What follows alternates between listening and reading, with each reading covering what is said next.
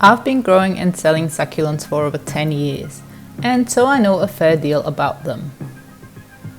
But my journey in the horticultural industry began with foliage plants for florists.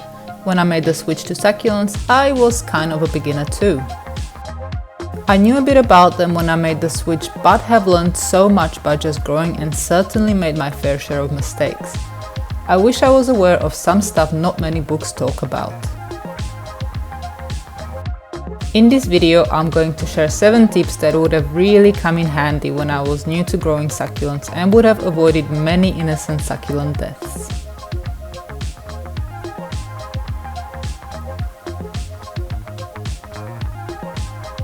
There are thousands of different succulents you can buy.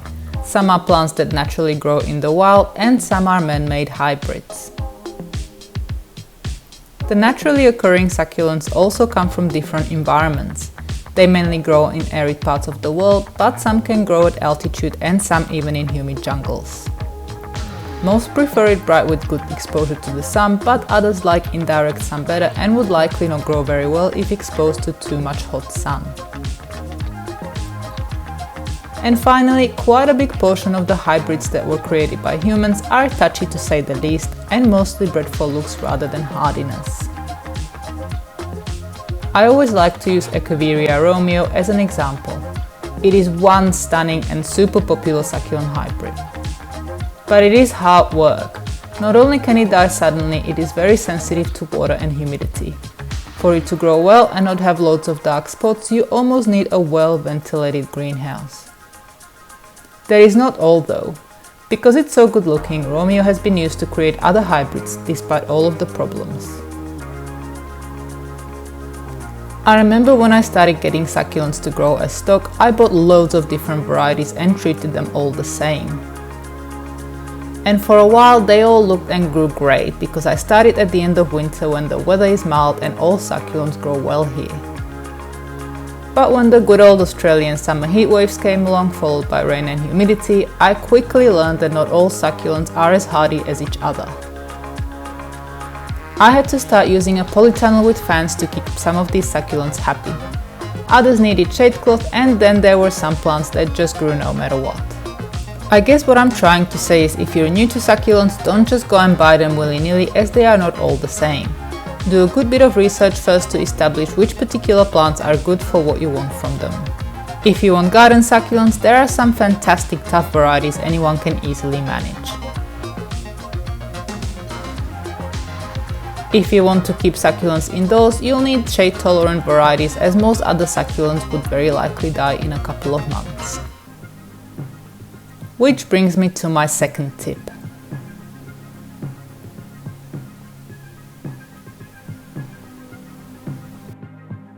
The things that first drew me to succulents were amazing succulent art, terrariums and arrangements. This was one of the first arrangements I made, grew and then killed when I was testing how well it would go indoors. It quickly became apparent to me that most succulents just won't grow well inside a typical house as there isn't enough light for these sun-loving plants. But there are some that will be okay, and I have a video on indoor succulents tagged at the end. There's decent enough variety of shade-tolerant succulents to make lovely arrangements or fill up a plant shelf or two.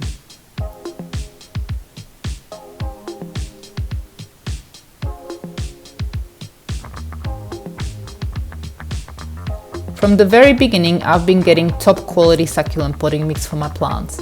It costs, but it is definitely worth it. But there were times when I needed to cut costs and went with the cheaper option, and once even tried making my own, which was a bit crazy given the quantity I go through. And let me tell you, the difference in how well my succulents were growing was noticeable. Although many succulents will grow in just about anything, if you want really nice looking plants, a good potting mix will get you that. After trying for a bit, I've gone back to the good stuff and never tried a different potting mix again. Sometimes it is worth it paying a bit extra to get good results. I've seen many people just bunging succulents in generic potting mix or even straight up dirt, and they rarely look great. If you grow succulents in pots, they'll need a bit better than that. In the garden, succulents can be planted in dirt, but it is best to mix in a bit of potting mix. Garden succulents will tolerate bad soil better than potted succulents.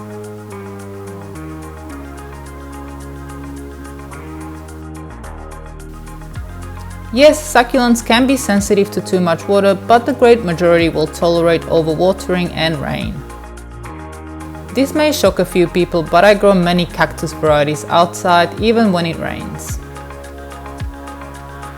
As long as your succulents are planted in well-draining potting mix, the pot has a hole and they get plenty of sunlight, they'll be just fine. In my opinion, the problems arise when indoor succulents are overwatered or when they live in a spot that does not give them enough light. When I started out with succulents, everyone kept telling me to grow in covered greenhouses. I also meet a lot of people when I sell at the markets, and so many are terrified they'll overwater their succulents.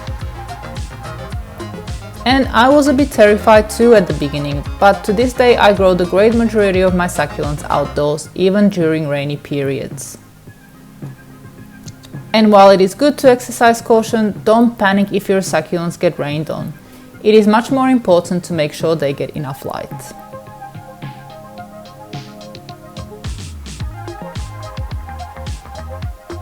If you're new to succulents, I would highly recommend to start your succulent journey with the tough varieties.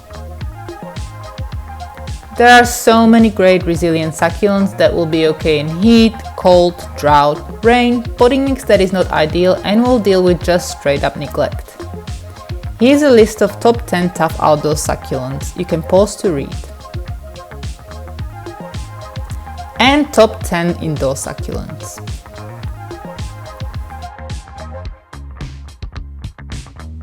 There's of course many more good hardy types. These are just my favorites.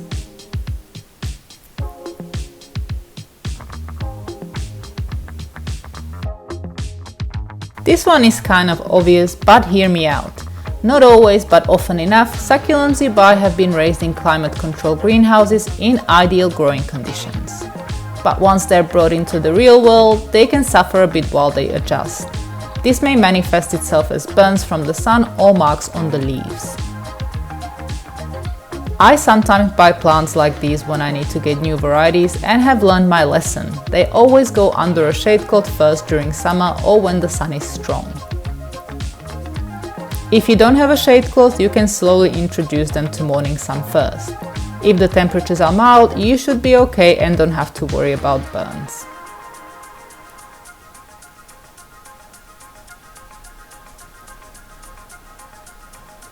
It's very much possible that one of your succulents is going to die somewhere along the way. It may or may not be your fault, and you're definitely not alone.